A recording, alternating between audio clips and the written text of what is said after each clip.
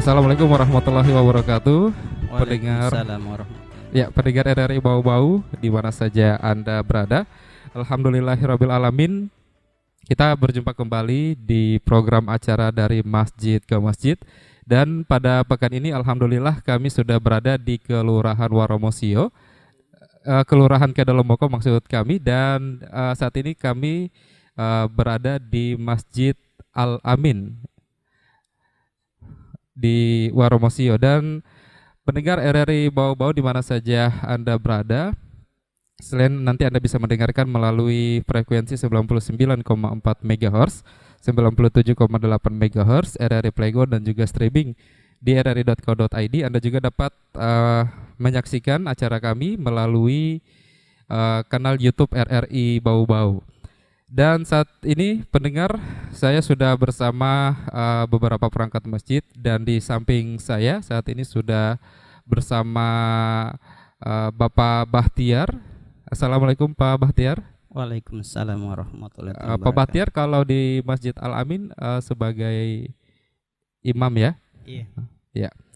Dan pendengar RRI Bau-Bau di mana saja Anda berada, tentunya Masjid Al Amin ini menjadi salah satu masjid yang ada di Kelurahan Waromosio, di Kelurahan Kedolomoko di Waromosio, pendengar, dan menjadi pusat ibadah dari masyarakat yang ada di sekitar. Kita ingin lebih tahu lebih banyak terkait Masjid Al Amin sendiri, dan saya ingin bertanya sama Pak Baktiar yang mungkin bisa disampaikan kepada pendengar RRI Bau-Bau. Masjid Al Amin sendiri ini bisa diceritakan lah untuk sejarahnya, awal pembangunannya seperti apa, dari tahun berapa ini Pak Bahtiar? Oh iya, makasih Pak Imam, ya, banyak atas silakan. waktunya. Saya cerita bagaimana dibangunnya ini masjid. Masjid ini dibangun dari tahun 1985 kurang lebihnya. Pada waktu itu tanahnya ini tanah wakaf dari almarhumah Wak Umpi.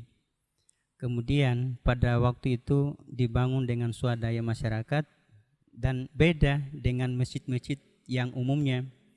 Kalau masjid-masjid yang umumnya itu dibangun itu ada perancangan, artinya dibuat dari fondasi apa semua ya, dari beton. Tetapi di masjid ini bukan dibangun dari beton, tapi pada waktu itu dibangun dari kayu buli.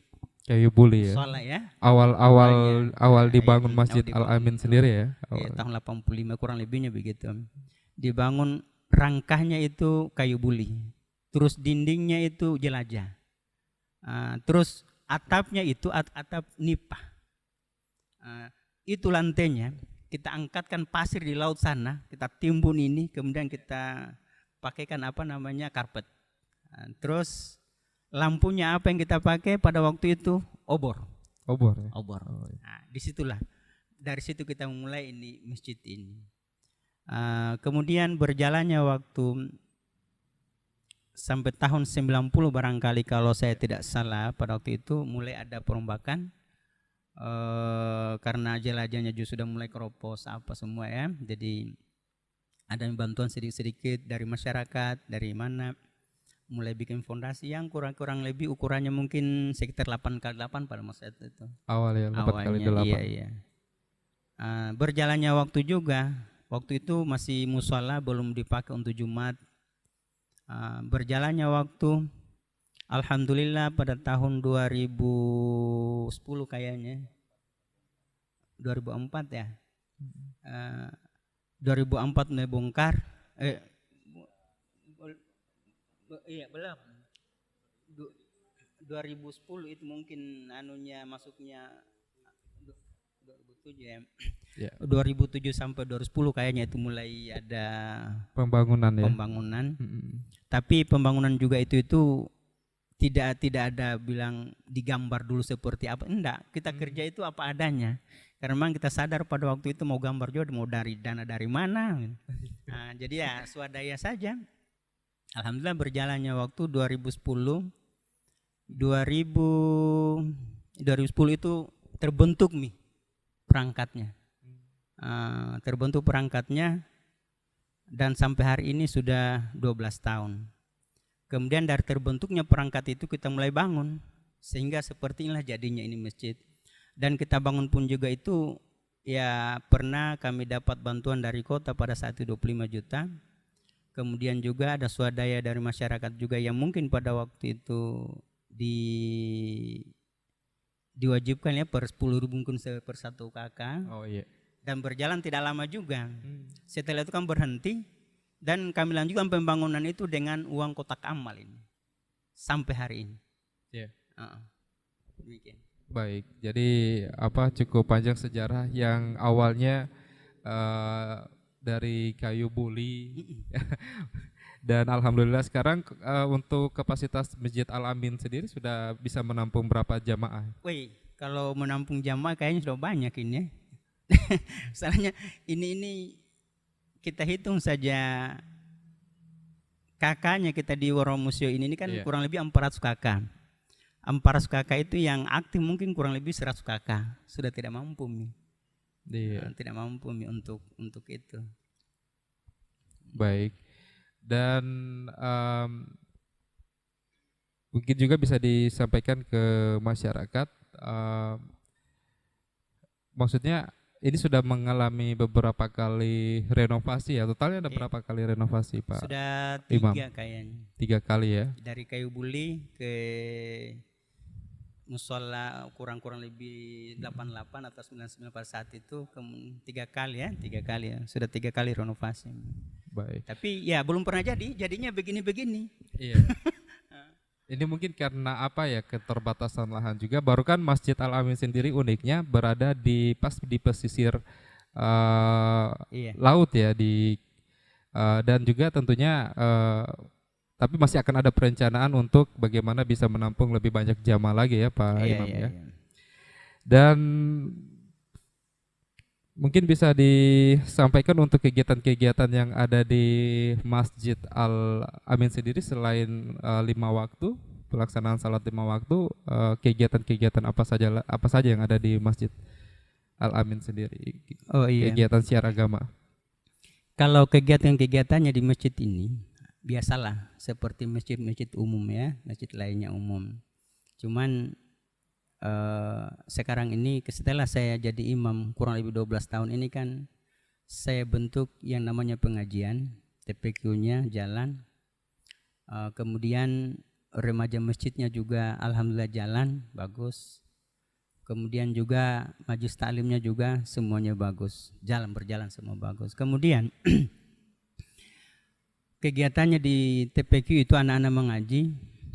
Itu ada berapa tahapan, ada yang setingkat SD, ada yang setingkat SMP.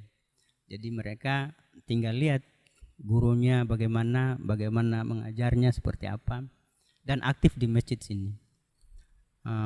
Kemudian remajanya pun juga begitu. Jadi aktif semua.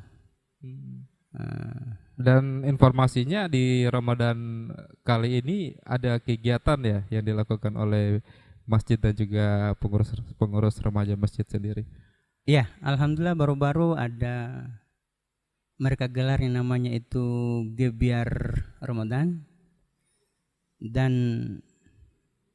terlaksana saya anggap sukses juga karena yang awalnya itu, yang dulunya itu kita lakukan kegiatan-kegiatan begitu kan setingkat RW saja khusus untuk anak-anak kita di sini.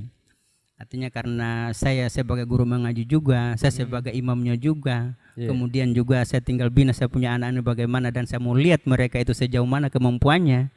Makanya setiap ada kegiatan-kegiatan PHB-nya Hari-Hari Besar Islam itu, saya selalu adakan itu lomba-lomba, karena saya mau lihat anak-anak saya ini bagaimana semula kemampuannya mereka.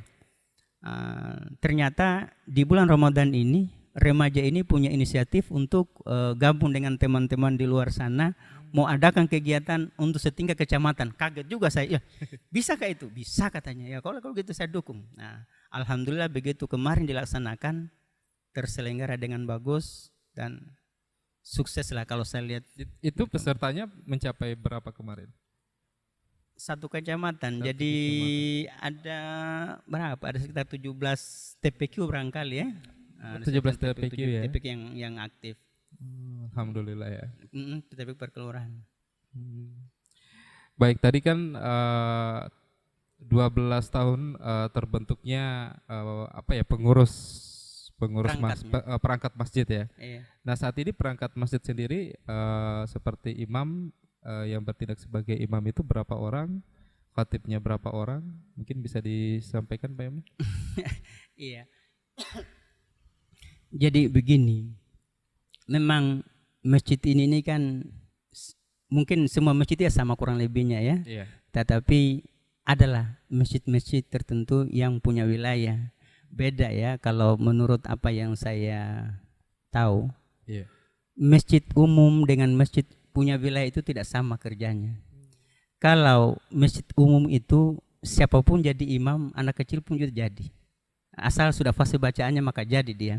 Tetapi kalau masjid yang punya wilayah itu hanya satu imamnya. Satu imam, 4 hatibnya, 8 muezzin, tungguna gandana, itu jelas. Itu kalau masjid-masjid itu masjid punya wilayah, sama seperti ini. Sama Babu Salam juga begitu, sama dengan masjid yang punya wilayah lah. Tetapi kalau masjid-masjid umum yang tidak punya wilayah, artinya siapapun yang masuk, asal sudah fase bacaannya sah-sah saja jadi imam dan dikategorikan jadi imam. Kalau sini tidak bisa. Jadi ada apa ya? Ada proses tersendiri untuk pengangkatan imam, pengangkatan khatib. Oh iya, ada proses tersendiri karena kalau maaf ya saya hanya sekedar apa yang kita lakukan kan apa yang kita dengar di mana kita punya orang tua sampaikan dan pemahamannya mereka seperti apa. Kalau pengangkatan imam itu kan diangkat dengan budaya. Kita tidak bisa angkat kamu lah, tidak begitu. Tidak bisa langsung menunjuk. Tidak bisa ditunjuk begitu, tidak bisa. Kita dudukan dulu bagaimana kelayakannya. Ketika musyawarah, kemudian setelah kita lihat, oh ini layak, mari kita angkat. Dengan cara bagaimana? Dengan budaya. Ketika setelah begini kita duduk, setelah sholat Jumat, maka kita utus itu salah satu anggota atau 2 orang anggota, angkat itu orang dengan bahasa seperti apa.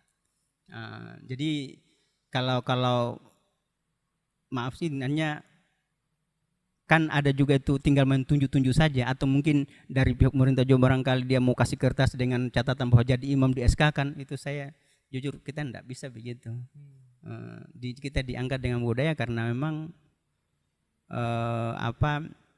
kita jadi begini ini kan apa ya bilang, jadi satu nama yang apa namanya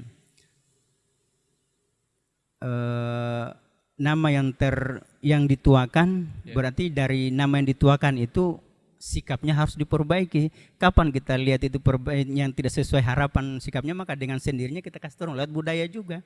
Tetapi kalau sudah diikat dengan itu jelas tidak gampang itu.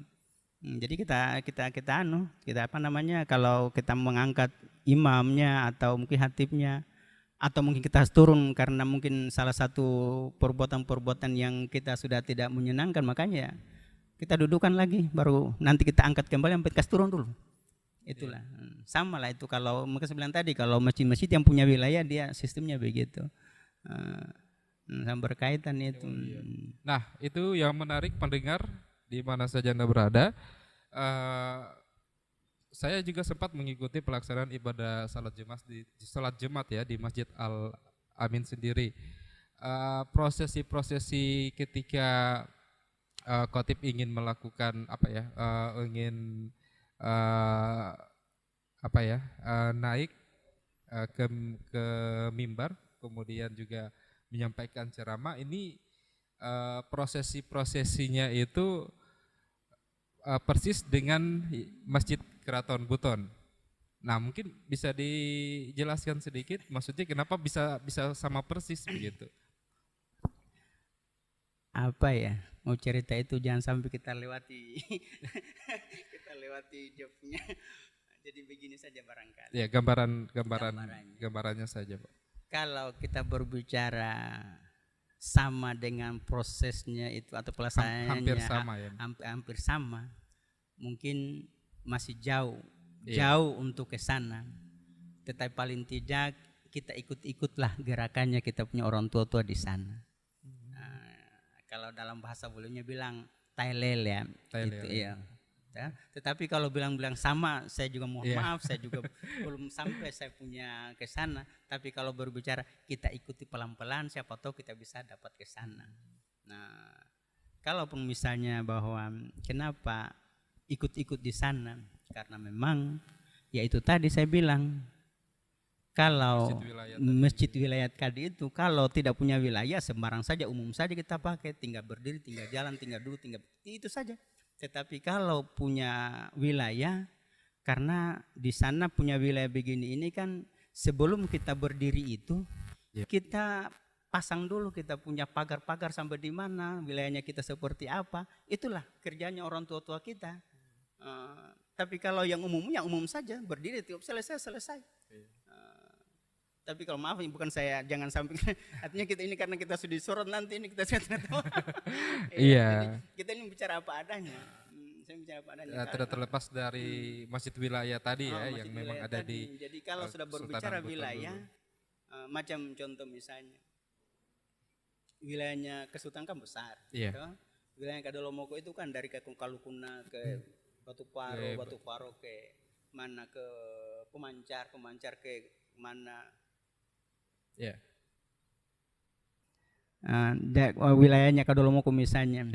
Dari Kalukuna ke Batu Paro ke Pemancar ke Wamembe turun lagi. Itulah wilayahnya Kadolomoko. Terus bagaimana dengan Waramusio? Nah, karena Waramusio ini masih menyatu dengan Kadolomoko, maka kita bantu Kadolomoko. Belum terpisah dia, hanya kita bantu supaya kita jaga sama-sama ini kita punya tempat ibadah ini yang seperti itu. Baik. Dan mungkin kita kembali lagi Pak Imam terkait kegiatan ibadah atau dakwah yang ada di masjid sendiri. Tadi kan sudah disampaikan selain 5 waktu juga dilakukan pengajian, tempat pengajian Al-Quran, TPQ, kemudian juga beberapa kegiatan lainnya. Kalau untuk di bulan suci Ramadan ini masjid sendiri ada tidak kegiatan-kegiatan seperti buka puasa bersama atau berbagi takjil, dan kalau beberapa masjid kan yang sepengetahuan kami biasanya masyarakat ini memberikan takjil ke masjid, kemudian nanti insya Allah berbuka bersama jamaah-jamaah yang kalau Masjid Al-Amin sendiri?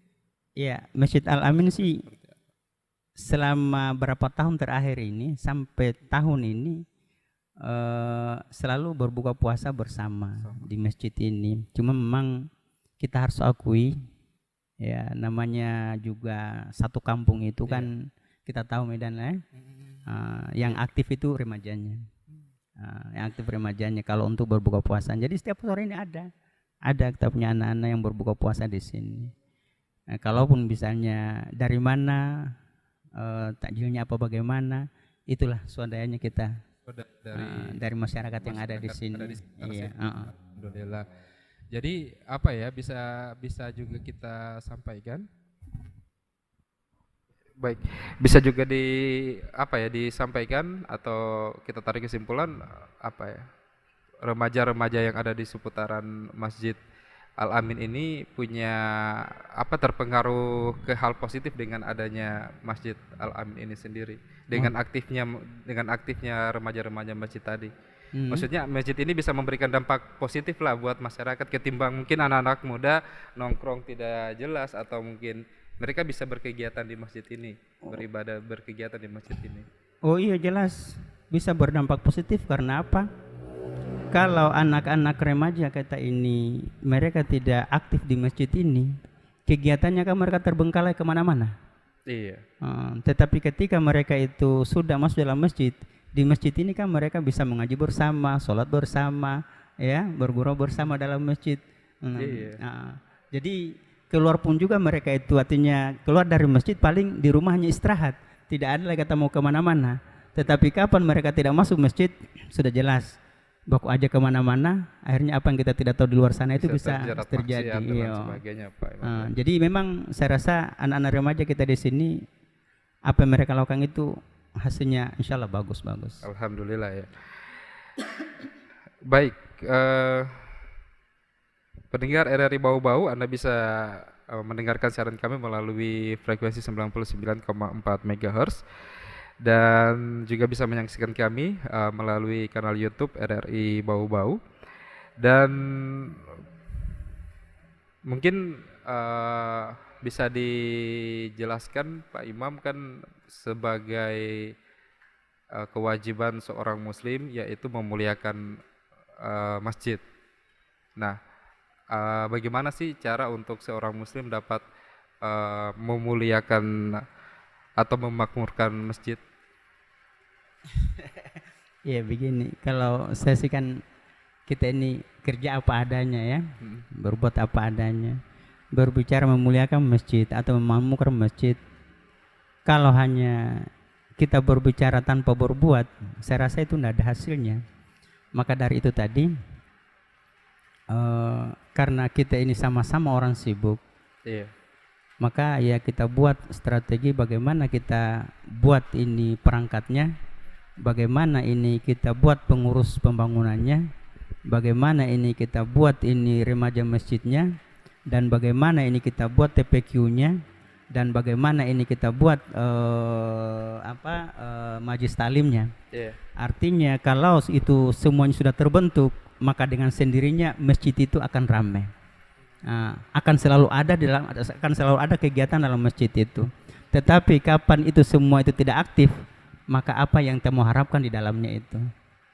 Makanya kalau saya sih, itu yang saya bangun, TPQ-nya harus jalan, remajanya harus jalan, kemudian majlis taklimnya harus jalan, perangkatnya harus sejalan, kemudian pengurus pembangunannya harus kerjasama yang bagus. Dengan begitu akan sendirinya datang di masjid ini, kita biarkan sesuatu tidak gampang untuk mengambil kesimpulan, untuk memutuskan sesuatu tidak terlalu sulit untuk itu. Menurut saya seperti itu. Baik. Dan alhamdulillah semuanya itu berjalan dengan baik. Alhamdulillah bisa dilaksanakan dengan baik ya. Baik.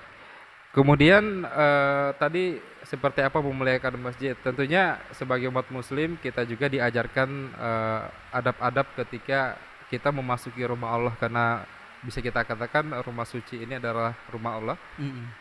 Tentunya kita sebagai umat muslim yang diciptakan oleh Allah Subhanahu wa taala tentunya harus punya adab-adab ketika kita bertamu ke rumah Allah. Mungkin Pak Imam bisa disampaikan ke pendengar RRI. Gimana ya? Artinya memang semuanya itu kan jelas. Iya. Dan saya rasa bukan cuma dalam masjid, dalam rumah pribadi pun juga kan seperti itu. Kita punya adab-adab tertentu. Iya. Makanya kita itu kan bagaimana ya?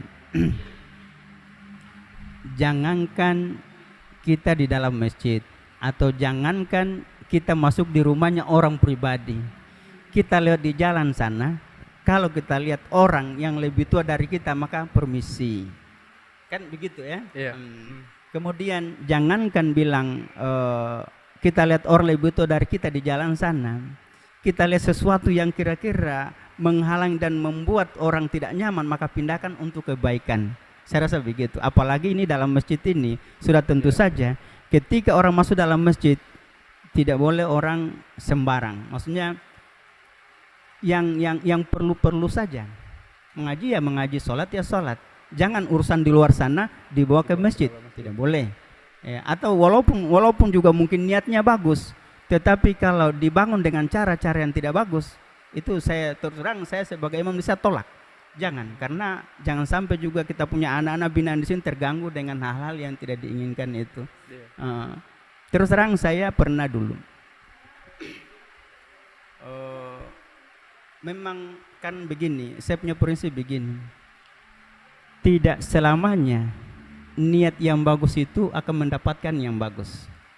Dan tidak selamanya niat yang tidak bagus itu akan mendapatkan yang tidak bagus. Itu saya. Tergantung. Walaupun niatnya kita masuk masjid, tetapi kalau kita masuk dengan sendal dalam masjid kan sudah tidak bagus. Itu untuk saya, makanya bilang hati-hati. perbaiki semua itu. Itu kalau saya. Jadi apapun itu selalu dikomunikasikan dengan kata-kata yang Anda didengar supaya hasilnya juga bisa positif. Itu saya. Oke, baik. Nah, itu dia sedikit gambaran ya. Maksudnya tentunya di rumah kita saja, kita tentunya punya kebiasaan yang baik yang harus dilakukan. Iya. Kalau kita sebutnya adab yang baik. Apalagi kita ketika bertamu ke rumah Allah ya. Iya. Dan tadi juga sudah sempat disinggung terkait majelis taklim. Di sini majelis taklim juga cukup aktif ya. Ibu-ibu pengajian. Iya, aktif. Majelis taklim. Kegiatan-kegiatan majelis taklim sendiri biasanya apa saja yang dilakukan? Ya, selama puasa ini majelis taklimnya itu setelah sholat subuh mereka ada pengajian. Itu rutin ya Pak? Rutin. Ya? Alhamdulillah. Rutin. Termasuk remaja juga setelah subuh ada pengajian, setelah sholat tarawih ada pengajian. Itu remaja. Tapi kalau ibu-ibunya setelah subuh pengajian. Kemudian juga mereka ini setiap hari Kamis sore yasinan di rumah ke rumah sesuai apa yang mereka anukan. Kemudian juga hari Minggu sore mereka adakan pengajian di masjid. Gitu ya. Itu rutin dilakukan sama ibu-ibu majelis taklim sekitar masjid ya. Alhamdulillah. Nah, kemudian apakah Masjid Al-Amin ini juga termasuk mungkin dari pengurus atau dari ibu-ibu majelis taklim, remaja masjid membuat kegiatan-kegiatan misalnya kayak di bulan Ramadan ini kita peringati Nuzul Quran, atau mungkin kita memperingati Maulid Nabi Muhammad SAW. Apakah maksudnya pengurus ataupun perangkat masjid maksud kami ataupun majelis taklim juga ada kegiatan-kegiatan memperingati hari-hari besar Islam? Iya. Selain Idul Fitri ya tentunya ya. Iya, makanya tadi kan saya sudah bilang bahwa macam kegiatan GBR Ramadan kemarin itu kan salah satunya itu dilakukan di bulan Ramadan ini. Tetapi tahun-tahun sebelumnya itu kan setiap kegiatan maulid atau apa, sebelum hari hanya itu saya selalu adakan kegiatan lomba-lomba itu. Jadi sebelum hari maulid ya, misalnya nanti tanggal berapa hari maulidnya, sebelumnya itu sudah ada kegiatan kita. Kegiatan lomba-lomba anak-anak kita, bagaimana kita lihat tadi itu supaya kita lihat kemampuan kita punya anak-anak ini bisa tidak dibina seperti apa. Jadi tetap ada namanya perayaan hari-hari besar Islam yang sudah kita lakukan di sini. Iya. Karena selalu saya rangkaikan itu dengan itu lomba-lomba itu karena saya melihat anak-anak punya kemampuan seperti apa. Dan alhamdulillah hasil dari kegiatan kemarin itu anak-anak kita seperti apa? Kalau Pak Imam sendiri lihat, perhatikan. Kalau saya lihat sih kayaknya mereka sangat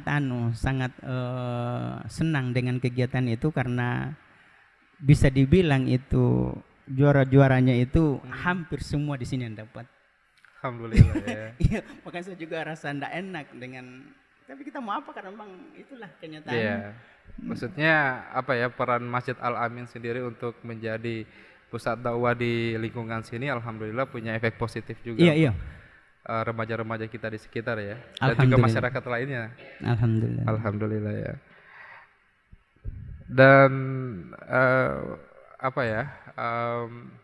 kalau kita berbicara soal rumah Allah atau masjid menjadi tempat memang yang sangat punya peran penting terhadap penyebaran agama Islam dan juga perkembangan budaya-budaya Islam. Iya. Nah, mungkin kalau Pak Imam sendiri melihat peran masjid itu seperti apa? Begini ya, kita ini kan orang baru kemarin yang masih banyak perlu belajar. Saya cuma punya satu pegangan. Apa yang saya disampaikan oleh guru saya, Ki Haji Ibrahim, saya kan belajar dari sana juga tentang itu. Kalau kita mau menginginkan suatu daerah atau suatu lingkungan atau suatu kampung bercahaya, sejahtera dalam lingkungan itu, perbaiki masjidnya, bangun masjidnya, makmurkan masjidnya. Insya Allah nanti kalau masjidnya sudah makmur, bagus masjidnya, dengan sendirinya dalam kampung itu akan bercahaya. Itu yang saya pegang. Jadi dengan adanya saya diangkat jadi imam sudah kurang lebih 12 tahun ini, yang saya pikirkan bagaimana ini masjid bisa berubah, bagaimana ini masjid bisa makmur seperti apa yang kita harapkan. Karena itu yang saya punya sasaran tadi itu, kata orang tua itu bilang kalau mau ingin berubah suatu tempat itu maka perbaiki masjidnya. Nah, dan jangan cuma perbaiki, makmurkan semua pengurusnya apa semua. Maka itulah barangkali ya salah satu juga barangkali yang saya jalani saat ini, dan alhamdulillah teman-teman juga masih sama-sama kita jalan ini ya. Masih bagus seperti itulah. Ya, alhamdulillah. Sebenarnya Pak Imam apa ya, saya juga punya sedikit cerita. Awal ketika saya pertama pernah untuk singgah ibadah salat di sini itu awal 2000-an itu masih kecil apa. Iya. Dan ketika melihat sekarang perkembangan dari Masjid Al Amin sendiri, apa ya, ada juga rasa syukur alhamdulillah, mengingat ketika dulu di awal tahun 2000-an memang keadaan masjid bisa kita katakan seperti masjid lingkungan, tapi alhamdulillah sekarang sudah bisa apa ya, banyak menampung jamaah. Kegiatan-kegiatan juga sudah alhamdulillah banyak dilaksanakan di masjid ini. Seperti itu. Dan untuk bulan Ramadan ini ketika nanti kita tidak rasa ya sudah 20 memasuki 10 terakhir Ramadan. Nah, dan kemudian kita insya Allah akan kembali fitrah di hari Idul Fitri. Apakah Masjid Al Amin sendiri ini memfasilitasi masyarakat di sekitar untuk mereka yang ingin membayar zakat fitrahnya, fidyahnya, apakah difasilitasi atau seperti apa? Iya, artinya ini kan begini. Ini kan sudah masjid, bukan musola ya. Kalau musola kan paling ada juga yang bisa terima situ, ada yang tidak. Tapi di masjid ini sudah dipakai. Artinya dipakai itu bukan cuma sholat Jumatnya, tapi semua kegiatan itu dipakai. Baik itu kerja hidup, kerja mati, sudah tidak kemana-mana. Kami sudah dengan adanya perangkat ini berarti kami insya Allah artinya bukan melampaui apa tidak lah ya. Hanya kita ini bekerja apa adanya. Sesuai apa yang kita bisa lakukan, tapi kita tidak minta-minta ada apa-apa dalam kampung ini. Kami tidak kemana-mana untuk kepengurusan itu, kami sudah siap sendiri. Artinya dengan begitu kan berarti tidak salah lagi kalau seperti penerimaan zakatnya, fidyahnya apanya kita terimakan di sini dan kami salurkan juga yang ada di sini. Alhamdulillah. Jadi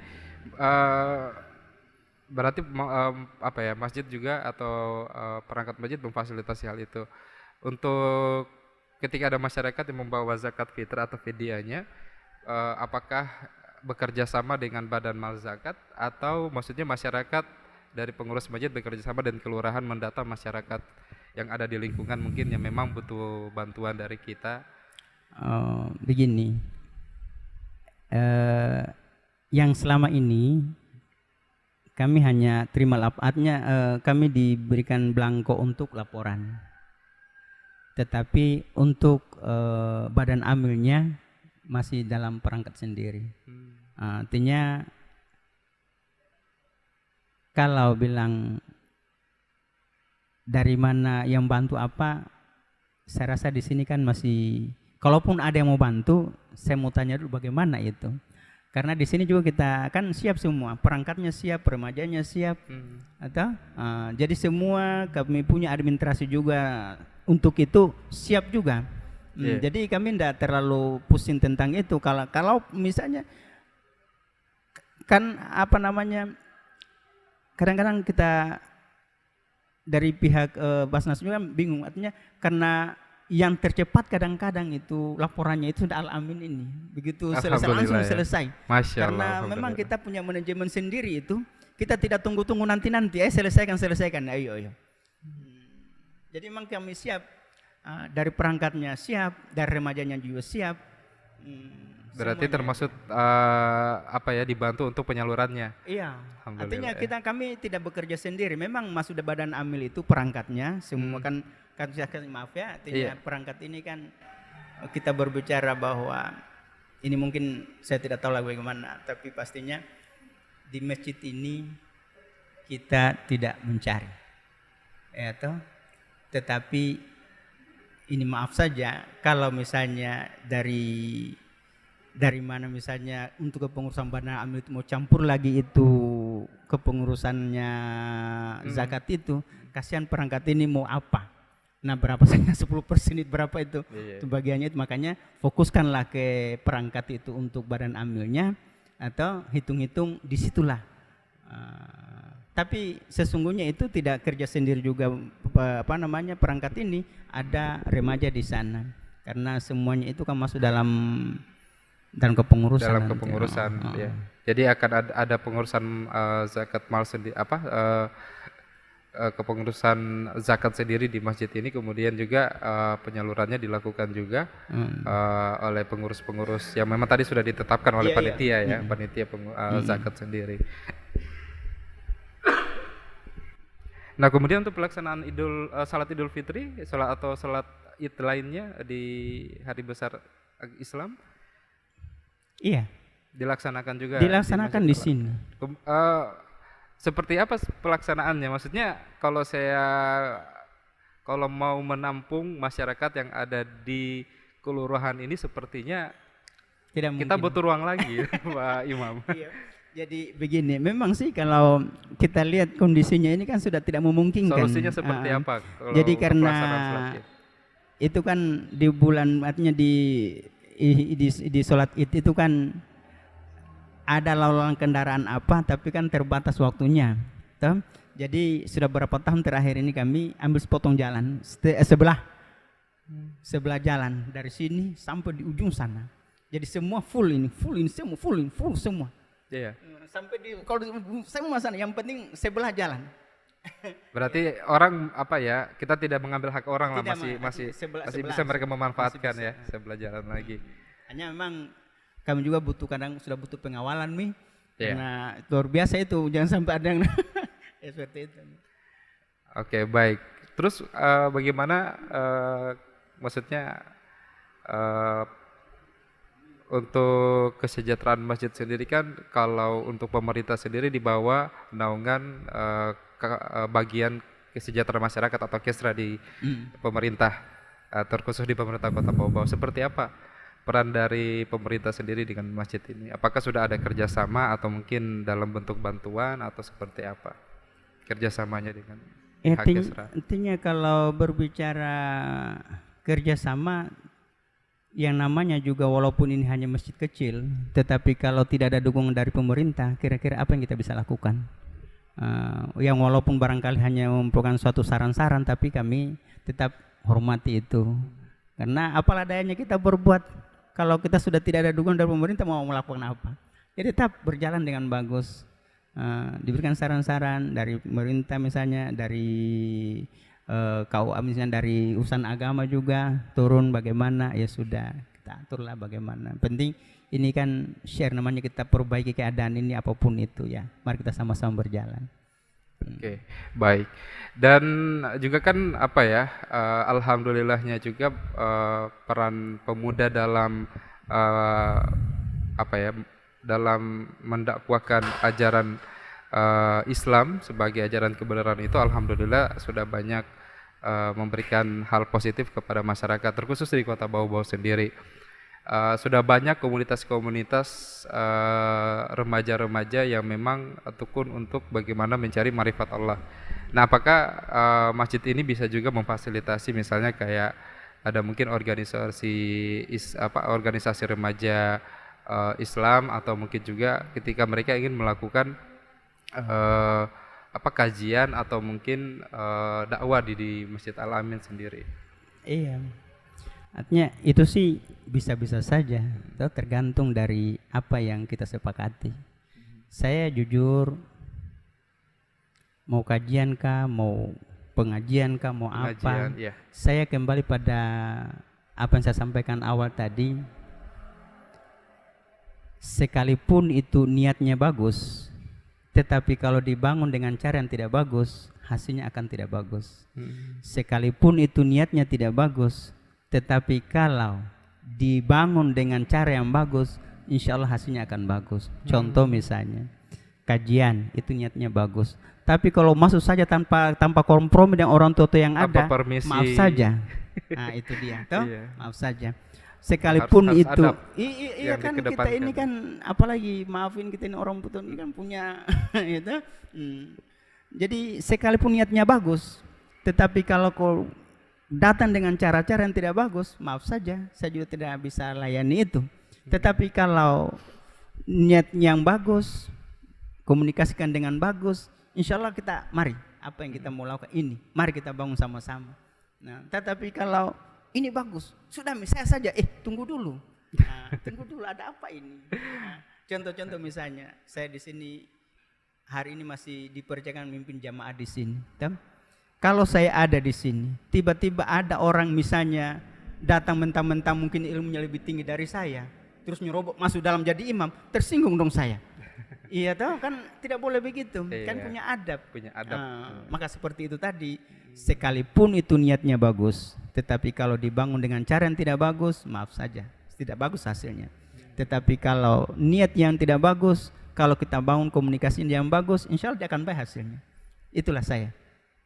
Oke, baik.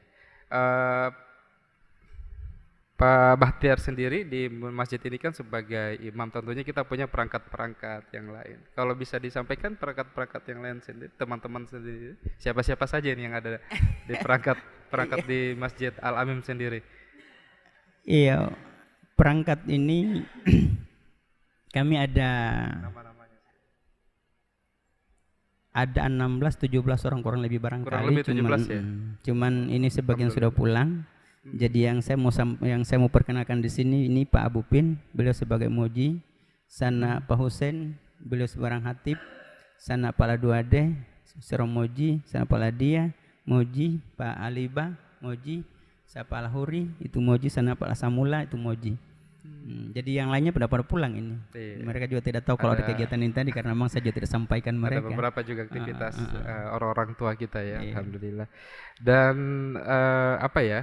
Mungkin juga untuk sebagai akhir dari perbincangan kita di kesempatan kali ini, mungkin Pak Imam ada yang ingin disampaikan kepada mungkin untuk masyarakat yang ada di sekitar lingkungan Masjid Al-Amin sendiri, dan juga mungkin untuk secara keseluruhan untuk di Kota Bawah atau untuk umat muslim. Apa ya? Saya mau sampaikan